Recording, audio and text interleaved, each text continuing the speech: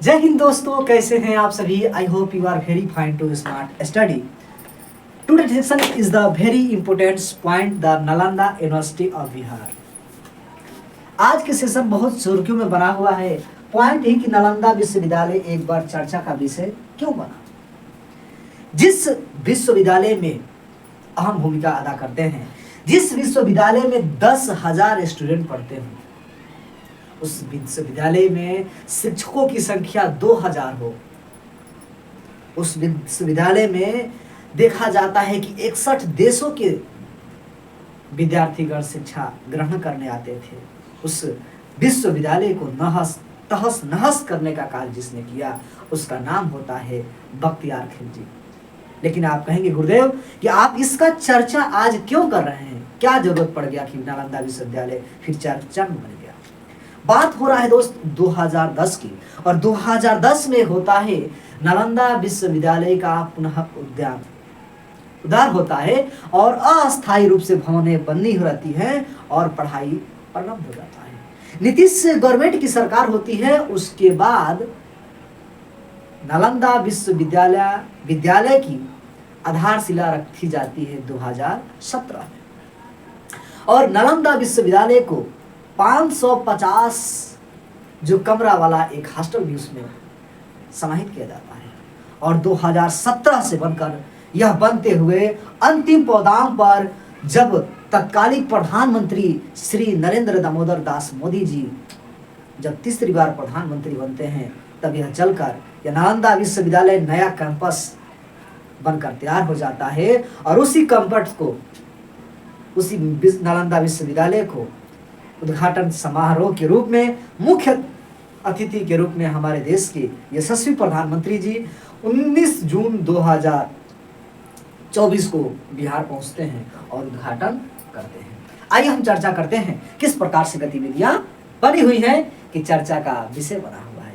Latest एक चीजें और बताना चाहते हैं कि कल यह जो है 21 जून विश्व योग दिवस, और विश्व योग दिवस मनाने के लिए हमारे देश के यशस्वी प्रधानमंत्री महोदय जी पहुंच चुके हैं JNK, बोले तो जम्मू और कश्मीर। 1000 से अधिक, लगभग 1400-1500 करोड़ रुपए का यह योजनाओं का सौगात जम्मू और कश्मीर में करेंगे। लेकिन बात बताना चाहते हैं कि इस 21 जून को विश्व योग दिवस का थीम रहेगा स्वयं और समाज के लिए योग।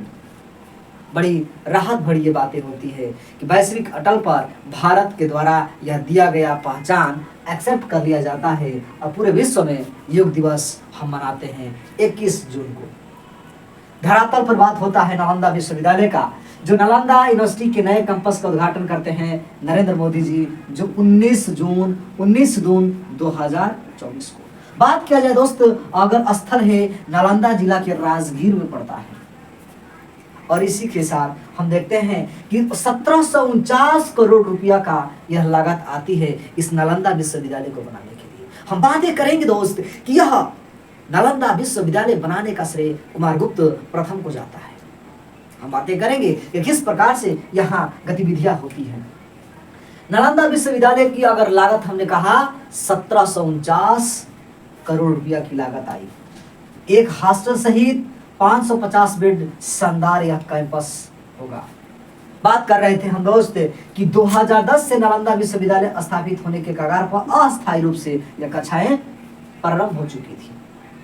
हम बात करते हैं कि नए कैंपस की बनाने की शुरुआत 2017 से शुरू होता है, बट बात करते हैं कि यह संपूर्ण रूप से बनकर तैयार हो जाता है 19 जून 2024 को, जो देश के प्रधानमंत्री यशस्वी प्रधानमंत्री नरेंद्र मोदी जी के द्वारा उद्घाटन किया जाता है। भाई हमारे लिए भी छोड़ दीजिएगा, ठीक है।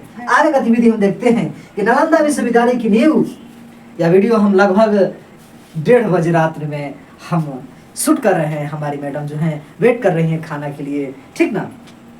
तो हम देखते हैं कि 427 ईस्वी, कहीं 450 भी देता है, लेकिन 427 ईस्वी के दौर में नालंदा विश्वविद्यालय कुमारगुप्त प्रथम के द्वारा यह बनाया जाता है। 5वीं शताब्दी का यह नालंदा विश्वविद्यालय कहीं न कहीं 12वीं शताब्दी में ध्वस्त कर दिया जाता है बख्तियार खिलजी के द्वारा। बख्तियार खिलजी के द्वारा यह बर्बाद कर दिया जाता है, जो लाख कई दिनों कई सालों तक उसकी लाइब्रेरियां जलती रही। और ट्रेंडिंग में चल रहा है मेरे दोस्त, इस 18वीं लोकसभा के चुनाव में राष्ट्रपति द्रौपदी मुर्मू जी, और बड़ी महत्व बात है ये कि भर्तृहरि मेहता बीजेपी के सांसद को राष्ट्रपति महोदया जी द्रौपदी मुर्मू जी ने लोकसभा स्पीकर नियुक्त करने की मुहर लगा दी है। 26 जून 2024 को हमारे देश के 18वीं लोकसभा स्पीकर होंगे भर्तृहरि मेहता जी होंगे। और चर्चा का विषय बना हुआ है, पॉइंट लिखा हूं कि पटना हाई कोर्ट ने किया 65% आरक्षण जो रद्द कर दिया। नीतीश सरकार के दौरान ये जो बैकवर्ड को मिला हुआ था 65% आरक्षण, जिन्होंने 50% से बढ़ाकर 65% कर दिया, हाई कोर्ट ने यह रद्द कर दिया। इसके मुद्दा की बात हो गई कि क्या हाई कोर्ट और गवर्नमेंट के साथ क्या खेल विचार हो रहा है। जब यह लगा दिया जाता है कि यह गतिविधि इस प्रकार से नहीं होनी चाहिए, फिर सरकार और क्या गतिविधियां चल रही है सरकारों के बीच, महज एक वोट बैंक के लिए। अगला क्वेश्चन है बिहार एक नजर, जहां विधानसभा की सीटें कहां होती है बाबू? विधानसभा की सीटें यहां पे देखी जाती है 243। देखा जाता है एलएस की लोकसभा की सीटें 40 और एमएलसी की सीटें हो जाती है 75। अगर मैं देखता हूं आरएस बोले तो राज्यसभा की सीटें हुए हमारे तरफ से बिहार से 16 और उत्तर प्रदेश से 21। बात कर रहे हैं तत्कालीन मुख्यमंत्री नीतीश कुमार जी हैं। राजेंद्र विश्वनाथ अलकर जी राज्यपाल की भूमिका में अहम योगदान निभा रहे हैं बिहार की तरफ से। तो दोस्त आज के सेशन को यहीं पे समाप्त करते हैं। और एक चीज और है, नीतीश चर्चा में क्यों बने हैं कि जब नरेंद्र मोदी जी अपने उस सेमिनार में बैठक में शामिल हुए थे, जिससे उद्घाटन करता समारोह में नीतीश जी उनके हाथों को इस प्रकार से देखते हैं, पता नहीं क्या गतिविधियां चल रही थी। मिलते हैं नेक्स्ट क्लासेस में, तब तक के लिए टेक केयर, जय हिंद, आपका दिन शुभ हो।